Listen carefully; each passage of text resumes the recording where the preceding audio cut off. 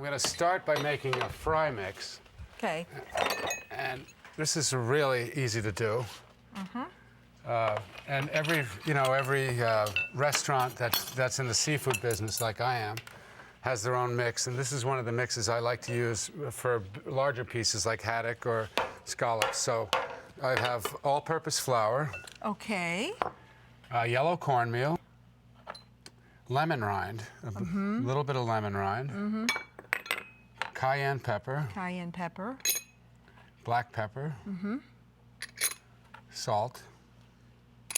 And this is fresh thyme that we picked and chopped real finely. Very spicy tasting. Yeah, this should be made, it can be made ahead, and it's actually better if you do make it a day ahead if you have time. And then I would say keep it in a ball jar with the lid on really tight and keep it in a cool, dry place. I'd like you to make the aioli for me. Aioli, okay, I will. And we're going to start with that. We've got the food processor right there. Okay, so we're going to do this in a food processor. Yeah, okay. and we'll start with some garlic. Okay, just tell me what you want me to do. Just whip all this up. Egg yolks. Egg yolks, okay.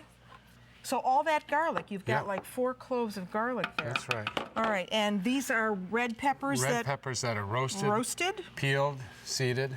All this goes, and this is very easy. Yeah, really easy. And we're just going to spin that Okay. until it's very finely pureed. All right. Okay, so in the meantime, I'm going to start on the Fennel Slaw, and this is our Mediterranean version of coleslaw. We'll save the tops, save like some really nice pieces for garnish, and then I also take some of the tops and chop them real finely, which I add back into the Fennel Salad, and then to cut the fennel. Start like that and cut out this big core. The core. And then I also come back, trim off the tough ends. This is a nice, clean piece of fennel, but sometimes you'll see the outside's a little thick and not that pleasant. And then take a very sharp knife and then shave the fennel, slice it as thin as you can slice it. And the thinner it's sliced, the more flavor the salad will have.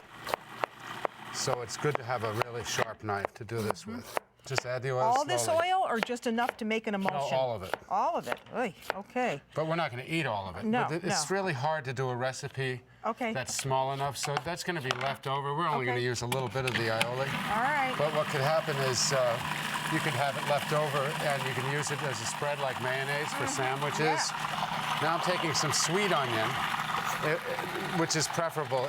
This is like a Maui onion, and same thing, slicing them as thinly as I can slice them. See How does that look? That looks beautiful. It looks like Now luscious you can just- ice cream. I'll just wipe down the sides and get all If you of that. could just season that up for us there. All right, with the Tabasco, a Tabasco, little salt and Tabasco, pepper. a little salt and pepper. Will do. Now, to finish the fennel salad, I have the onions and the fennel. I have the chopped fennel. I also have some fennel seed that I like. That adds a little extra flavor to it. And really, by crushing it up like that, you really get the best flavor, You do. right? You get the best flavor, and you give it an extra little kick on the fennel. So that's the mortar and pestle. Smelling good. Okay, now Some lemon juice. That's looking beautiful. This is going to be a great way to serve scallops. Wow.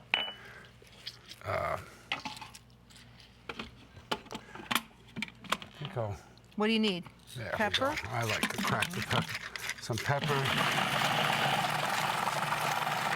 Did you put salt in already? I did. Good. Yes. Am I allowed to Yes. taste? Okay. And let me put a little olive oil. All right. Olive oil. And we'll stir this up. It just Okay. tastes, you get more flavor from it, room temp. So Beautiful. make it ahead if you'd like. Keep it in your fridge. And about a half hour before you're going to serve it, pull it out and let it come to room And temperature. you know, you usually think of fish with Do you want to take a little coleslaw. taste? And so this is such a nice diversion. Instead of coleslaw, You can buy a Fry Daddy or an electric fryer, but it's pretty easy to set up. A Dutch oven, you could put about at least an inch or so, about 6 cups of oil. And oil is expensive, especially we're using peanut oil. Now, anytime you serve peanut oil, you have to tell your guests that you used peanut oil. That's because right. some people have allergies to it. Allergies, yeah. Some places, traditionally, people use the standard breading, which is eggs in the batter. We just use buttermilk. I love buttermilk. And it's important not to overcrowd the fryer, so we put the scallops in buttermilk. And then this is the perfect tool, this Chinese mesh strainer, which you can buy in Chinatown or in any specialty store. If you don't have that, use it. Drain the scallops and put them right into that fry mix. And then give them a little bit of a toss. And this is constant at 350, right? Yeah, it's Okay. that's at about 360 right now. Okay. Now, if you have two of these, it's great. Otherwise, take this and dry it off a little bit, because you can use it again.